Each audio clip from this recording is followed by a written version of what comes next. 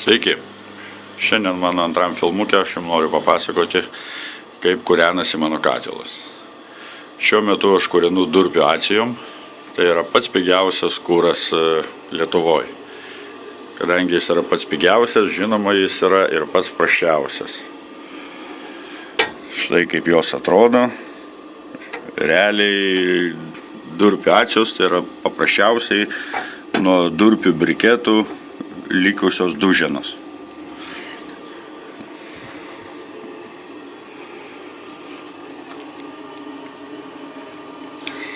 Tai jos turi begalę minusų ir tik tai vieną vienintelį pliusą, tai kaina. Mano nustatymai kūrenant durpių acijas yra tokie.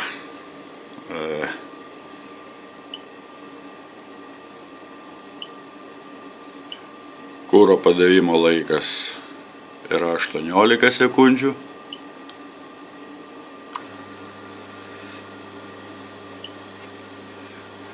Ventiliatorius, kaip mato, dirba tik 15% pajėgumu.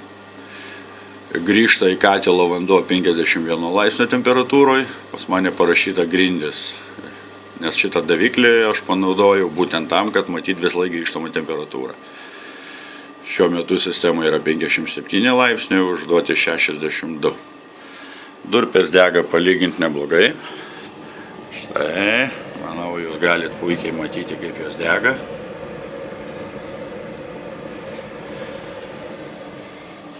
Taip, štai kaip viskas atrodo ant degiklio.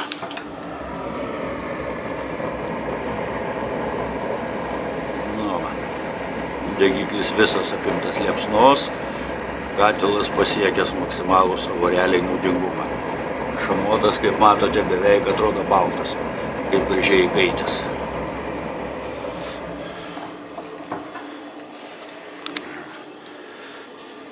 Bet durpių acijos turi tą minusą, kad jos turi siaubingai daug pelenų. Pelenų yra realiai apie 15–20%. Pelenuose yra begalė smėlio.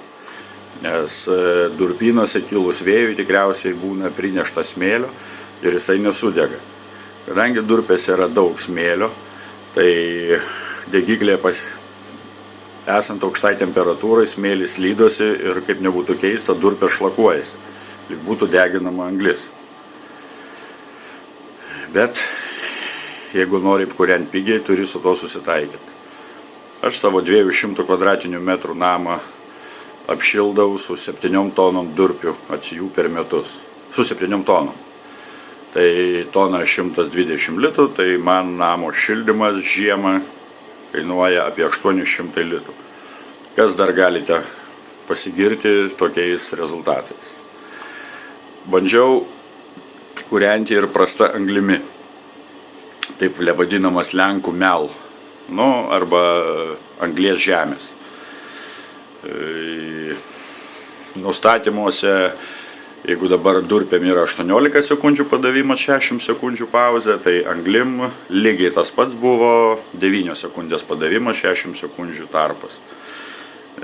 Kadangi anglies kaloringumas yra 5 kW iš kilogramo, tai aš iš to sprendžiu, kad mano durpių kaloringumas yra 2,5 kW iš kilogramo.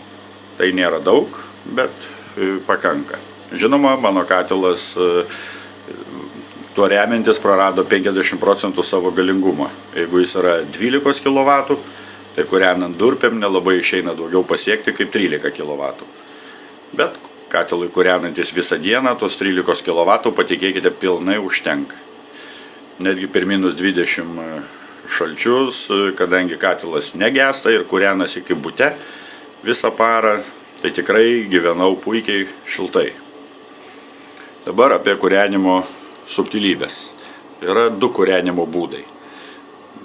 Principai, galima sakyti. Pirmas principas sako, kad reikia paduoti daug kuro ir daug deguonies. Tada katilas dirba maksimalių galingumų.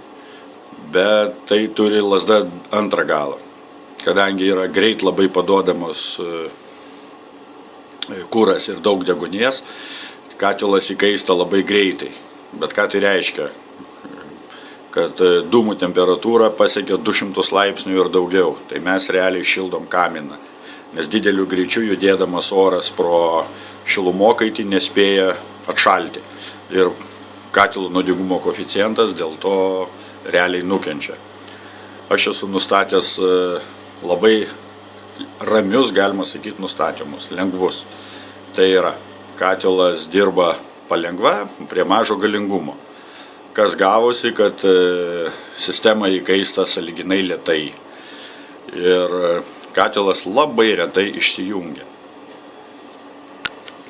Kad katilo automatika nemestų klaidos, nustatymuose aš pakeičiau, kad katilas nesijungtų į avarinį režimą, jeigu užduota temperatūra nepasiekiame per pusę valandos.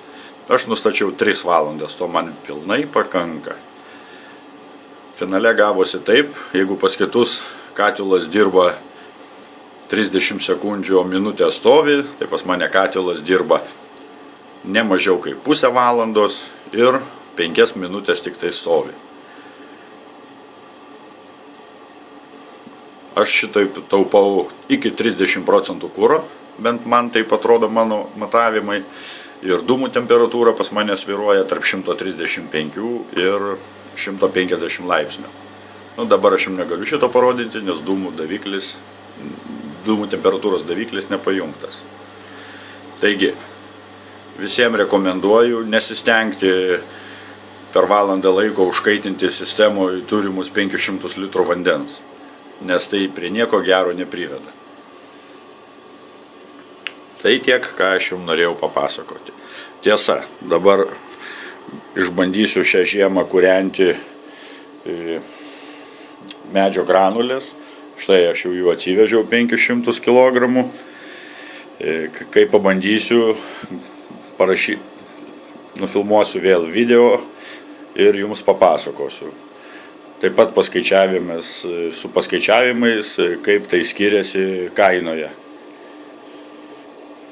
Tai tiek, gero kūrenimo, šiltos žiemos.